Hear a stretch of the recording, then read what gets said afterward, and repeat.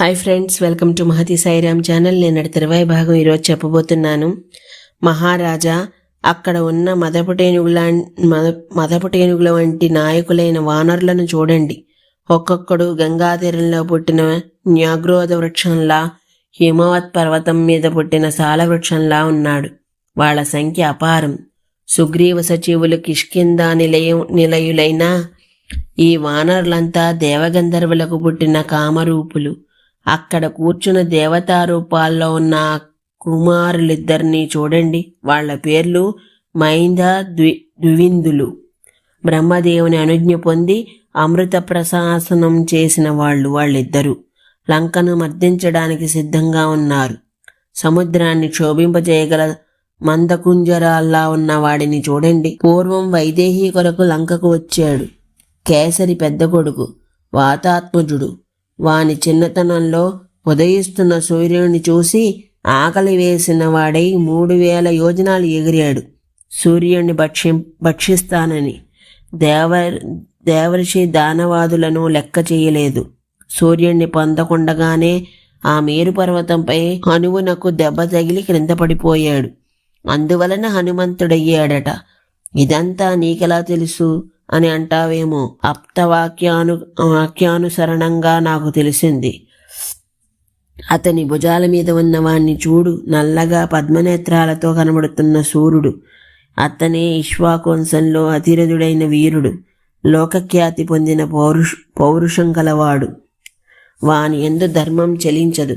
వాడు ధర్మాన్ని దాటడు. పరస్పరాధార ఆధేయాలు ధర్మరామస్వరూపాలు. బ్రహ్మాస్త్రవేత్త. వేదవేత్తల్లో శ్రేష్ఠుడు. ఆకాశ వస్తువులను భేదింపగలడు. పర్వతాలను పడగొట్టనూగలడు. ఎవని భార్యను నువ్వు జ్ఞానస్థానం నుండి తీసుకుని వచ్చావో అతడే ఆ రాముడు. ఆయనకు దక్షిణ పార్వశంలో ఉన్నవాడిని చూడు. అతనే లక్ష్మణుడు, రాముని సోదరుడు. మామూలు సోదరుడు కాడు, ప్రాణసమానుడు. నీతి యుద్ధంలో మహానిపుణుడు. దొంగ యుద్ధం చేయవలసిన అవసరం లేనివాడు. శాస్త్ర పండితుడు. ఎప్పుడూ నవ్వుతూ ఉంటాడు. బుద్ధిమంతుడు. శ్రీరామునికి కుడి చెయ్యి. బయట తిరిగే రామప్రాణం. ఆ తరువాత అతడిని ఆశ్రయించి కూర్చున్నాడు చూడు. రాక్షసగణ మధ్యలో ఉన్నాడు. అతడే విభీషణుడు. అతడు రాజు కూడానట. దేనికంటావేమో? నీలంకకు. అదెలా అంటావేమో? పొందబడిన సర్వకామములు కల రారాజు శ్రీరాముడు. అతనిచే అభిషేకింపబడ్డాడు. ఆ ప్రక్కనే నీవెవడవని చూస్తున్నావో అతడే సర్వసఖ మృగేంద్ర భర్త సుగ్రీవుడు. తేజస్సుతో, బుద్ధిలో, జ్ఞానంలో, అభిజననంలో హిమవంతుని వంటివాడు. శతపద్మమాలాల కాంచనమాలతో అతని మెడ ఎంత శోభిస్తోందో చూడు. దాని తేజస్సు దేవమనుష్యులకు కూడా మనోహరంగా ఉంటుంది. ఈ మాలను, తారను, కపిరాజ్యాన్ని శ్రీరామునిచే వాలిని చంపించి సుగ్రీవుడు పొందాడు. ఆ మాల అది కాదు, పుష్కరమాల. సామాన్యహారం సారుడు విన్నది చెబుతున్నాడు. ఇలా అంతా వివరించాడు. మహారాజా, అంతా సమీక్షించాం. ఇకపై మీరు మన జయానికి, శత్రు పరాజయానికి ప్రయత్నించండి అంటూ చారులిద్దరూ విరమించారు. రావణుడు చెబుతున్నంతసేపు అంతా విన్నాడు. అంతా విన్న తరువాత అప్పటికి రావణుడు భయోగ్న హృదయుడయ్యాడు. ఆ భయం కనబడకుండా కోపం. అంతా విన్నాడు. వాళ్ళు చెప్పడం అయిపోయిన తరువాత వాళ్ళని గద్దించడం మొదలుపెట్టాడు. వాళ్ళకు అర్థమైంది. వాళ్ళ ముఖాలు నేలకు వాల్చారు. రావణ ముఖాన్ని చూడలేకపోతున్నారు. రావణుడు తిడుతున్నాడు. ఏమిట్రా, శత్రువు యొక్క యథార్థ స్థితిని పోటీపడి మరీ వర్ణిస్తారా? అప్రస్తుతమైన శత్రుస్తవం చేస్తారా? ఆచార్యులు, గురువులు, ఇతర పెద్దలు వారిని ఉపాసించిన ఫలం ఇంత నిరర్ధకమైందా? రాజశాస్త్రాసారం జీవించడానికి పనికి రాలేదా? తెలుసుకుంటే తెలుసుకున్నారు, లేకపోతే లేదు. దాన్ని ఇంత దూరం మోసుకురావాలా? అంటే తెలుసుకునినా మరచిపోవాలి. ఈ మాత్రం నీతి శాస్త్రజ్ఞానం లేని మూర్ఖులైన మంత్రుల్ని మోస్తున్నాను నేను. నన్ను గురించి పౌరుషంగా మాట్లాడుతున్నారు. చావంటే భయం లేదా? నిప్పును ముట్టుకొని అడవిలో చెట్లుంటాయా? రాజదోష స్పర్శ పొందిన అపరాధులు బ్రతికి ఉంటారా? శత్రుపక్షాన్ని ప్రశంసించిన మీ ఇద్దరిని చంపేయాలి. కానీ పూర్వోపకారాన్ని తలచి నా కోపం మృదుత్వాన్ని పొందింది. నాకు కనబడకుండగా నా దగ్గర నుండి పొండి, కనబడితే చంపేస్తాను. అది రాజ మనస్తత్వం. అంటే తమ అవసరాన్ని బట్టి అది మారుతుంది. ఫలం తంత్రాహి రాజనో నా గుణతంత్ర, అది శాస్త్రం. బ్రతుకు జీవుడా అనుకొని వాళ్ళు వెళ్ళిపోయారు. దగ్గరున్న మహోదరుని పిలిచాడు. నీతి విశారదులైన చారులను పంపు అన్నాడు. రాజనీతి విశారదత్వం అంటే తనన్న మాట అవుననటం, శత్రువుల ప్రజ్ఞను కాదు ఛిద్రాన్ని చూడటం, దాన్ని చెప్పి తన ప్రభువును ఉత్సాహపరచటం. సరే, వాడు పంపాడు. వాళ్ళని చూసి మీరు రామసైన్యంలోనికి వెళ్ళండి, వెళ్ళి ఏ విధంగా నిద్రపోతున్నారు, నిద్రపోయే స్థితిగతులు తెలిస్తే నిద్రిస్తుండగా యుద్ధం చేయిద్దామని భావం. ఎలా తెలివిగా ఉంటారు అంటే వాళ్ళకి ఏదైనా విచారమున్నదా, ఉంటే ఆ దుఃఖాన్ని పెద్దది చేద్దాం, అది ఆలోచన.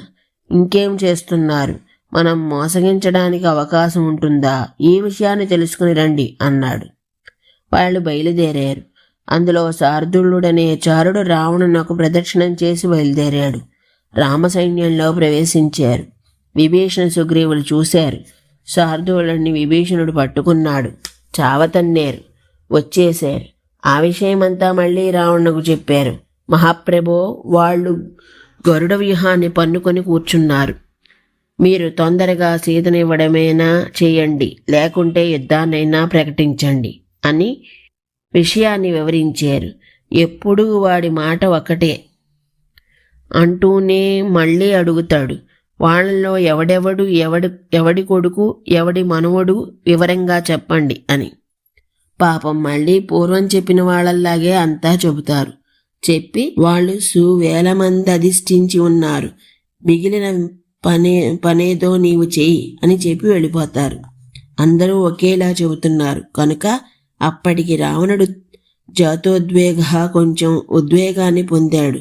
మంత్రులకు కబురు పెట్టాడు. వాళ్ళు వచ్చారు. ఏదో మాట్లాడాడు. వాళ్ళను వెళ్ళమన్నాడు. స్థిరంగా లేడు. తాను తన మందిరానికి వెళ్ళాడు. విద్యుహీనుణ్ణి పిలిచాడు. వీడు మాయావిధుడు, ఇంద్రజాలికుడు. సరే, వచ్చాడు. జనకపుత్రిక సీతను మోహింపచేయాలి, అంటే మాయాపరీతన చెయ్యాలి. దానికోసం ఏం చేయాలో తెలుసా? రాఘవుని మాయా శిరస్సును తయారు చేయాలి. అలాగే రాఘవుని మాయా శిరస్సును తయారు చేయాలి. అలాగే రాముని మహాధనువును కూడా తయారు చేయాలి. వాడు అలాగే అన్నాడు. తన ఆభరణాన్ని వాడికి కానుకగా ఇచ్చాడు. రావణుడు అశోకవనానికి వెళ్ళాడు. సీతాదర్శనం చేశాడు. అధోముఖి అయి ఉంది, భూమి మీద ఉంది, భర్తృజ్ఞానమందుంది. అటువంటి సీతను చూసి, హే భద్రే, అంటే కళ్యాణ గుణములు కలదానా, ఇక నిన్ను నేనే ఊరుకోబెట్టాలి. ఎందుకంటే ఖర సంహారం చేసిన నీ భర్త యుద్ధంలో మరణించాడు. నీకు ఆధారభూతుడైన వాడు నా చేత నిహితుడయ్యాడు. ఈ దుఃఖంలో నీవు నాకు భార్యవు కాగలటం మాత్రమే మిగిలిన పని. నా యందున్న వ్యతిరేక అభిప్రాయాన్ని, బుద్ధిని వదిలిపెట్టు. అతడు చచ్చిపోయాక కూడా ఏం చేస్తావు? నా భార్య సర్వస్వానికి నీవు ఈశ్వరివి. అల్పపుణ్యుడు, అందుకే అర్ధాంతరంగా మరణించాడు. సుకృతాల వలన ఆయువు పెరుగుతుంది, దుష్కృతాల వలన ఆయువు తరుగుతుంది. చిన్నతనంలోనే పోయాడంటే పాపాత్ముడన్నమాట. మూడులారా, నా మాటను విను. పండితురాలు అనుకుంటావు, ధర్మం నీకే తెలుసు అనుకుంటావు. అది కాదు. భాతృవధ గురించి ఆలోచించు. ఘోరమైన వృతవధలా జరిగింది. అది సముద్ర తీర మరణం, నిద్రలో మరణం. అది పోలిక. ఆ విషయాన్ని చెబుతున్నాడు. నన్ను చంపాలని సముద్రం దాటి రాఘవుడు వచ్చాడు. సుగ్రీవుడు పంపిన సేనతో వచ్చాడు. సూర్యాస్తమయం వేళకు సముద్ర తీరంలో మకాం చేశారు. మార్గ ఆయాసానికి గురైన బలమంతా సుఖంగా నిద్రపోతోంది. చారులు మాకు ఆ విషయాన్ని చెప్పారు. అప్పుడు మా ప్రహస్తుడు సైన్యాన్ని పంపాడు. ఆ రాత్రి అందే ఎక్కడ నిద్రపోతున్నారో అక్కడే రామాదులను చంపారు. ప్రహస్తుడి కత్తితో రామశిరస్సును ఖండించి తెచ్చాడు. విభీషణుడిని బంధించాం. వానరులతో కలిసి లక్ష్మణుడు పారిపోయాడు. సుగ్రీవుడిని మెడపట్టుకుని చంపారు. హనుమంతుని దౌడ మీద కొట్టి చంపారు. జాంబవంతుడు జానువుల్ని విరిచారు. మహేంద్ర ద్విధులు రక్తం కక్కుకొని చచ్చారు. అంగదుణ్ణి ముక్కలు చేశారు. ఇలా రావణుడు జ్ఞాపకం వచ్చిన పేర్లన్నీ చెబుతున్నాడు. ఎందుకంటే ఆమెకు విశ్వాసం కలగాలి. వీళ్లను రావణుడు ఎరుగుడు ఇంతకు ముందు. ఇప్పుడు చెబుతున్నాడంటే నిజమేమో. ఇంకా రక్తపుతడిలో ఉన్న రామశిరస్సును మా వాళ్ళు తీసుకొని వచ్చారు అంటూ ఆ ప్రక్కనే ఉన్న రాక్షస స్త్రీలను పిలిచి విద్యుహుణ్ణి పిలుచుకురా, యుద్ధభూమి నుండి తెచ్చిన శిరస్సును తెమ్మను అన్నాడు. అది వెళ్ళింది. వాడు వచ్చాడు. ఆ శిరస్సును సీత ముందు పెట్టన్నాడు. శ్రీరామధనుస్సును రావణుడు విరగొట్టాడు. ఇదిగో నారితో ఉన్న రామధనుస్సు. రాముడిని చంపి ప్రహస్తుడిని తెచ్చాడు